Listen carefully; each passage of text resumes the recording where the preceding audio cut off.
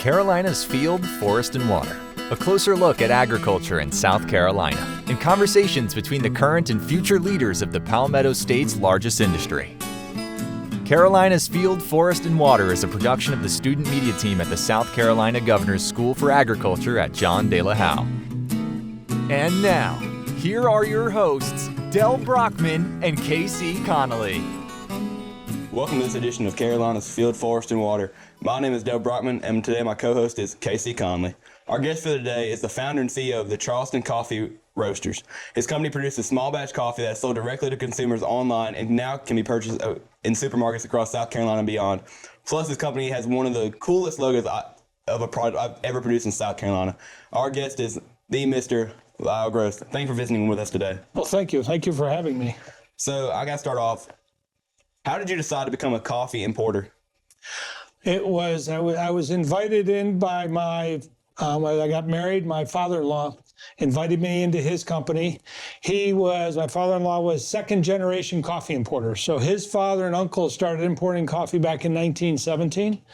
Wow. And they used to, the great story is they'd travel on steamships, get on donkeys, go up into the mountains and talk to all the farmers and work down and buy 25 bags from you, I'll buy 10 bags from you, bring it down. And they had mills in Columbia so they could process it, package it, and then ship it to the States. That's amazing. And usually when you think of coffee, or at least when I think of coffee, I think of mainly grown in other countries. So is the coffee grown here, or like you said, imported, you bring it here and then it's made here? It is. Coffee is grown around the world, around the equator, Tropic Cancer to the Tropic Capricorn. Mm-hmm. So coffee needs elevation. It needs about 1,000 feet to 6,000 feet, and it's not a frost-tolerant plant. So anywhere if there's that elevation and it's going to freeze, they'll kill the coffee plant. So that's why the only place in the United States that grows it is Hawaii. So there's no place in the continental United States growing coffee. Oh, wow. So what do you look for when choosing beans for a Charleston coffee? I have some green beans here. So you'll look at the grade of the coffee. Are there defects in it? Or is it clean? Are they green in color versus they could be white, which would mean they're old? And so these are the actual seeds of the plant. And you'll see they're uniform in color. They have a nice green color to them. You can smell them. They're grassy. Oh my gosh. That's the observance of it. Once you roast it, then you cup it and taste it. Because you could get coffee in and it says, okay, it's growing here, it's this, and everything sounds great about it. And then you roast it and you taste it and you're like, no, it doesn't have the right flavor. So it all comes down to the tasting. So they say that's where the rubber meets the road. I thought coffee beans were brown. Are they not grown brown? Nope, they have to be heated. So actually coffee is, it's the fruit of a tree. Mm-hmm. So their coffee tree, it's a beautiful red cherry once it's ripe. They pick the red cherry. Inside the cherry are two seeds, mm-hmm. and the two seeds are the coffee beans.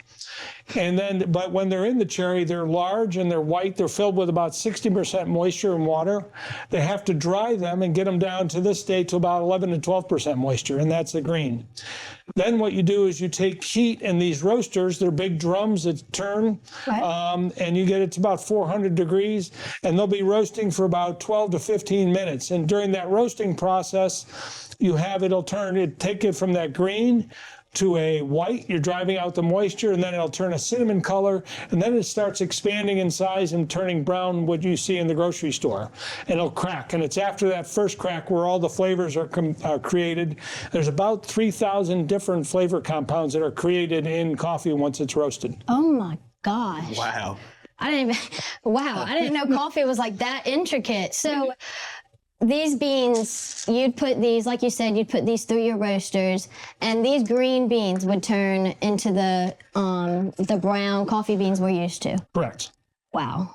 So, oh my gosh. So I have a question for you. In your facility where you do this, does it smell like a Starbucks? Does it smell really good? When you go to Starbucks, you're brewing it. Right. So this is roasting. There's a little bit different flavor, but everybody tells us, he goes, oh, how do you stand it? It smells great in here. And so, yes, I get kind of numb to it, I would say. You're with it all day long. Oh yeah, absolutely. So I mean, you were mentioning how it has to be grown around the equator and elevated, but I know some small coffee companies have dabbled in maybe hydroponically growing coffee beans. So have y'all thought about that? We have not. I've just I've heard about it, but now they're intriguing how much coffee can be produced. There's a lot of quantity issues that once you have a tree, because it takes, I should know this, how many, it's like maybe a pound per coffee tree that's grown. So it takes a lot of coffee trees to produce quantities of coffee. And just as world produces 177 million burlap bags, 60 kilo or 132 pound bags of coffee. So, gosh, yeah, you mentioned you only get 2 beans per little cherry on the tree. Yeah. So I didn't assume you could get much. So wow, that takes a lot of time then. Yeah. So, for your logo, I know we mentioned that when we were introducing you. What made you choose that? I think it's a turtle, isn't it? It is a turtle coffee bean. Coffee bean. Yep. So when I was talking to our graphic designer, when I was getting the company founded and looking for a logo, I went through what we were looking for, that we needed purchasing correctly. So we're purchasing from farmers in these growing areas, which are taking care of their land, they're taking care of the environment, the ecology, take care of their workers, making sure they're paid, and producing good coffee. And also I said we need to be a good corporate citizen, so we need to be giving back to our community of Charleston. Absolutely. So he came up with the coffee bean turtle. So the coffee bean representing how we purchase correctly, the turtle representing our community, because we have turtles nesting up and down the Charleston area. And I was like, that's perfect. And so it represents our values. It really does. It's a perfect logo. Yeah. That's incredible. Like, so much thought going into that logo. And I mean, I've heard that you also donate part of your company's profits to the South Carolina Aquarium. So where does that come about? We've been working with the aquariums kind of since we got founded. Once we got out there, I started working with our local turtle teams that go up and down every morning during turtle nesting season, and we patrol the beaches. And through there was connected into the aquarium. Like Kelly Thorvaldson, who was handling the sea turtle program, and just started donating coffee to them, what we could do, what can we give back to them a little bit. And lately we've been able to be the lead sponsor of the nutritional care program for their feeding their animals. And it's been a great partnership, but they are a great organization, everything they do. That is actually incredible. That's really cool. That's really cool to give back like that. And I mean, these days people are putting coffee in every recipe imaginable. They're putting it in cakes, everything. So what's the craziest use that you've heard about people using your coffee? I'm not that in touch with them. A lot of people will use it in rubs. And the big thing is to use coffee grounds for gardens. And you should all know what coffee is a great fertilizer. Really? Yeah. Oh, yeah. It's a really good fertilizer. Yeah. That's cool. Yeah. So more in tune to your coffee now. What's your best selling flavor, or what's your favorite fit? Well, those are two different things. And I choose all the coffee beans coming in, so we look for them, where they're grown, what are the different flavors in them. As you taste them, you're like, oh, that's a unique flavor. Everyone asks me, I guess my answer would be what my favorite coffee, where it comes from, would be El Salvador. It's from the old Bourbon tree. It's just a very sweet coffee, nice acidity to it, very well balanced. I love that coffee. I understand light roasted coffees to dark roasted coffees, so we make them for all that spectrum. Our breakfast blend being one of our lighter ones. It's a Honduran and Guatemalan, so you're bringing up the light, bright, citrusy flavors on that. You take those coffees, you roast them darker, that comes down, and you get a more of a chocolatey type, and towards our Kiowa type roast. And all our coffees are roasted so they're smooth, they're not bitter, they shouldn't be harsh, they should be dessert-like. And when they get cold, you taste them and you're like, oh, that still has a very nice taste. So I go from one to the other later. I love the breakfast. I love them all. And one of the answers I used to tell, I love them all. They're like my children. I love them all, but one day I might prefer one over the other. That's a good answer right there. So, I mean, you obviously know a lot about coffee. How long have you been testing out coffee beans and testing out different varieties of them? 38 years. Wow. 38. So when you start importing it you get into the cupping room. So you have to taste the coffee. And that's where the rubber meets the road. So you roast it, you understand it, you taste it, you slurp and spit. You spray it on your tongue and you spit it out. And then you go to the next cup and slurp, and you have to understand, taste it. So that's the foundation of the company when I started, having imported coffee, saying, oh, there's some beautiful coffees out there. And we're looking to put a high quality coffee on the retail shelf, because when you import, everything goes into coffee. So you're like, okay, let's make this stand out. Wow. That's awesome. So your process for making this, you have your own facility, I assume. What would be the step-by-step? You mentioned you put these green beans into your roasters and they turn brown, right? Correct. So what would be your process before that, like harvesting or just getting them in? Okay, that's where the importer comes in. Right. So we talk to them, and I know the origins from different countries, and we're looking for organic. So we're 99.98% organic coffees. We do bring in some other coffees that are not, but that's where you're looking for, talking to the importers, Nicaraguan coffees or Peruvian coffees, or where else can you find us some coffees? So they'll be looking there, and we'll know the regions they're coming from, and we'll work with them to say, okay, send samples. So they'll send a sample up to us and say, okay, here's a coffee, and this might be, let's say it's from Nicaragua, and to try it. So we'll cup it and try it and taste it and say, that's got a great flavor, and we'll mix it around and say, yeah, we want to bring that coffee on. They might send us other coffees, and you taste it, and you're like, no, that really doesn't have any, it's not unique, it's not doing anything different than our other coffees. We're going to have, that's not a coffee we want to bring on. So that's, we work with the importer who it goes to source for us at the moment. I want that job. I want to try the coffee. So you were saying earlier, like Starbucks brews their coffee and you roast it. What's the difference between the two? Well, the Starbucks roasts their own coffee too. So you're taking coffee, and once you roast it, you get it into the bag. Mm-hmm. Then in order to make it a beverage, you have to take water. So you're going to take for the hot brewing method, you're going to get the water up to 200 degrees, pour it on it. So that water does the extraction and pulls the flavors out of the coffee. So there's a whole other side of this here. So when you have to have good water. Mm-hmm. So if you have a tasting in the water that you have more chlorinated, it's going to affect the product. If the grind size is coarser, larger, or smaller, it's going to affect the taste too. Right. So the larger the bean, the less extraction, the finer the grind, the more extraction. So you're going to take that and you're going to boil that, put that through boiling water and do the roasting side. But you have to roast it first, and then you brew it to get the cup out of it. Okay.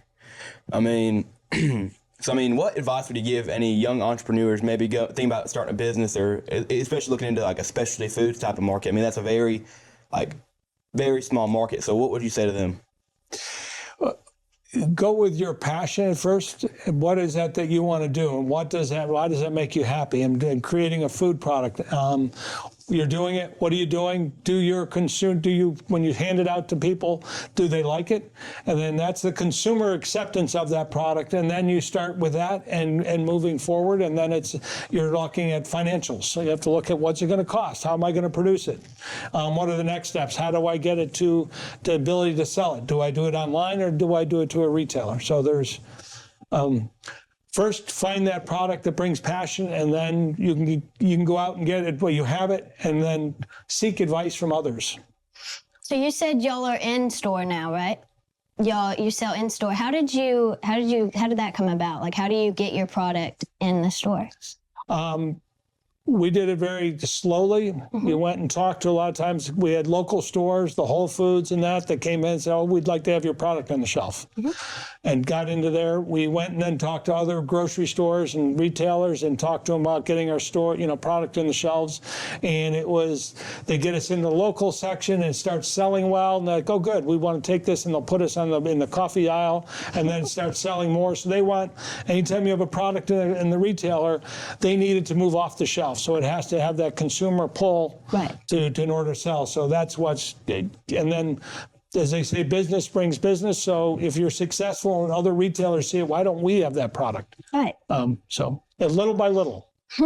Of course, of course. And I've seen you walk around a little bit today, meet a few people. So far, what are your thoughts on our campus? I mean, it's a lot different from down there in Charleston, so.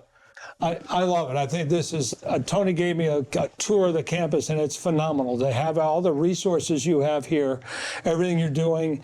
And as I mentioned earlier in the class, the hands-on and that passion, everything coming from the passion from the students and learning and say, I want to be here, and this is why I want to be here.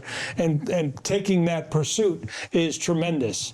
And everything you're doing, agricultural products is, we need that. Obviously, food, grains, beverages, all agriculture, and it needs to be grown. And it's to have that, the hands-on training here is phenomenal. And you don't get that at your regular high school. Absolutely not. And I can really say 90% of our students will tell you they have changed from when they first got here to when, I mean, it's Dell's senior year, he's about to leave.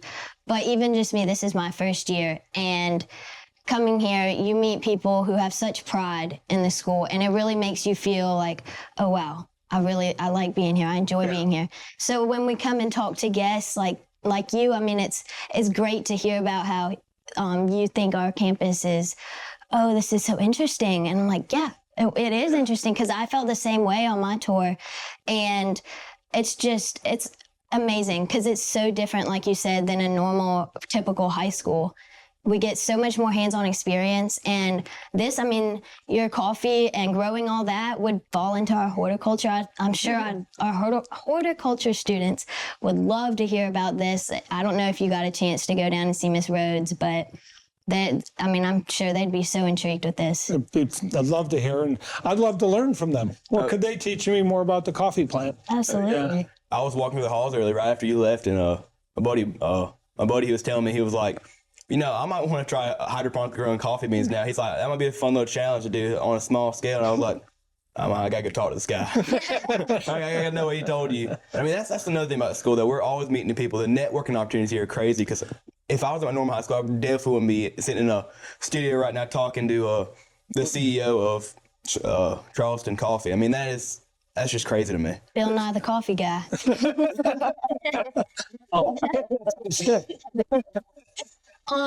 Yeah, I'm going to be honest. When Mr. Brockman said you were coming in to talk about coffee, I was intrigued, because in my mind, how are we going to make a 20-ish, 25-minute podcast talking about coffee? I mean, where we Starbucks, Dunkin'. Yeah.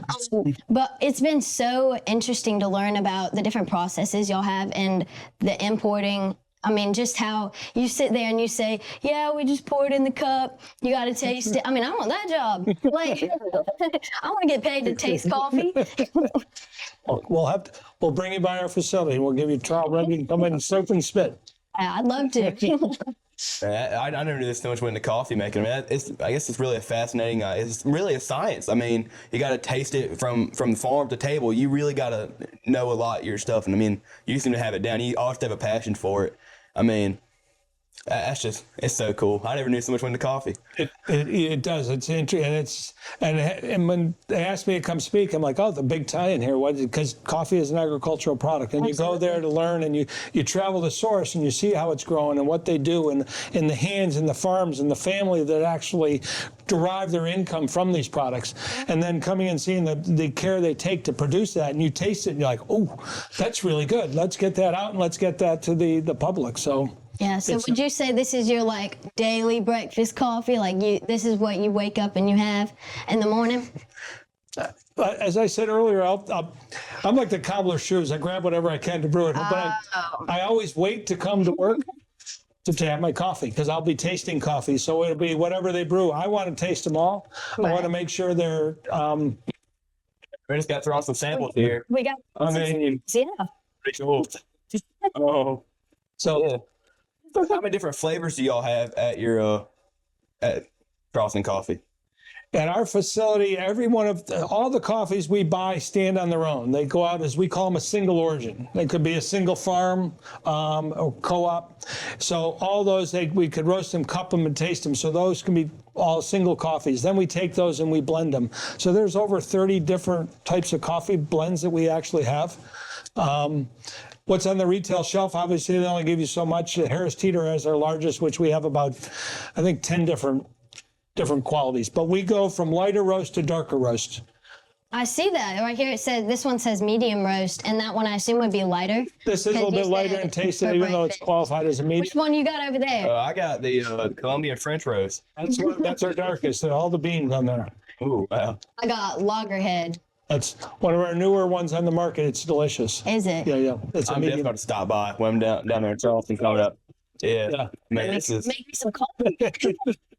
this is It's so interesting. I never would have thought that. I mean, like I said, this much went into coffee. So there's really a market for it. So it's a growing market. Everybody starts their day with coffee, and how many lives it reaches just to grow it and produce it. But everybody loves it. And everyone, there's kind of a ritual. They come in, and I start my day. I have to have my coffee, and there's how they do it, how they brew it. Either they grind it whole bean, and then they brew it, and they smell it, and then they sit down and they have their coffee and they read their paper, and it's like, this is the way I want to start my day. And as I was saying earlier, it goes, we have to make sure that every batch tastes the same from one batch to the next. So when they get that, that's exactly what they were expecting, and to taste it and to bring that smile on people's faces is another big, tremendous aspect of it. So I mean, working with youth is definitely a community. How many people do you currently employ? About 25. Wow. I mean, you obviously, this would be a really cool job, and I bet all of y'all really seem to love what you're doing, because like it impacts everyone. I enjoy having coffee in the morning. So you're definitely affecting me, and this is really cool. Yeah, you're talking to the Mr. Starbucks over there. Yeah. Well, You like the darker roast? Yeah, the darker roast. But I'm gonna try everything. I'm gonna go down there, get me some bags now. This is really interesting, and I'd like to thank you for coming out today. Absolutely. It's been a pleasure. Well, thank you all for having me. I feel honored to be here. We're so glad you're here, and you got to see our campus too. Yeah. I'm so glad Mr. Brockman got to give you a tour. What an environment to be educated in. Absolutely. There's no other way to put it. No. Until next time, I'm Dell Brockman, my co-host Casey Connolly, and the Mr. Coffee. Bill Nye the Coffee Guy. Thank you all. Carolina's Field, Forest, and Water, a closer look at agriculture in South Carolina, is a production of the student media team at the South Carolina Governor's School for Agriculture at John De La Howe. For more information on our school, visit our website at www.delahowe.sc.gov.